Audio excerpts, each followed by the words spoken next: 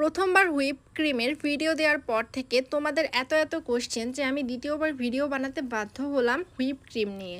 যাই হোক, ভিডিওটা শুরু করছি, কিন্তু তার আগে তোমাদের কাছে আমার একটা অবজেকশন। তোমরা কেন আমার ফেসবুক পেজটাকে ফলো করো না বলো তো? তোমরা এখনই গিয়ে আমার ফেসবুক পেজটাতে লাইক করে আসো। যাই হোক, ভিডিওটা শুরু করছি। প্রথমে ক্রিমের প্যাকেটের মুখটা খুলে নিলাম, মুখের দিক থেকে খুলে নেব। আর আমার যেহেতু বেশি পরিমাণে ক্রিম লাগে, আমি অর্ধেকেরও বেশি ক্রিম বলে ঢেলে নিয়েছি। তোমরা চাইলে মেজারমেন্ট কাপে মেপে মেপে ব্যবহার করতে পারো। ঢেলে নেওয়ার পর থেকে আমি কিন্তু গামলা কাত করে বেশিরভাগ সময় বিট করি, এতে আমার বিট করাটা খুবই সুবিধা হয়। তোমরা চাইলে যে এভাবে খাড়া অবস্থায় বিট করতে পারো। এখন বিট করতে করতে দেখতে পাচ্ছ যে ক্রিমটা কি পরিমাণে ফোমি হয়েছে। তোমরা বিট করার প্রসেসিংটা সবাই জানো, আর কিছু বললাম না। আমি তারপরও 2-3 ধাপে দেখাবো যে ক্রিমটা হয়েছে কি হয়নি। শেষের ধাপে গেলে বুঝতে পারবা যে কীরকম ক্রিম হলে তোমরা মনে করবা যে বিট হয়েছে।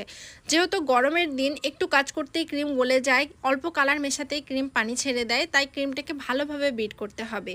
এবার বলি ক্রিম সম্পর্কে কিছু কথা। ক্রিমটা কিন্তু এরিয়া ভেদে দাম। তোমরা অনেকেই আমাকে কোয়েশ্চেন করো কত দাম। আমি প্রত্যেকেরই কমেন্টে রিপ্লাই দিই। 280, 300, 320 এরিয়া ভেদে এটার দাম নেয়।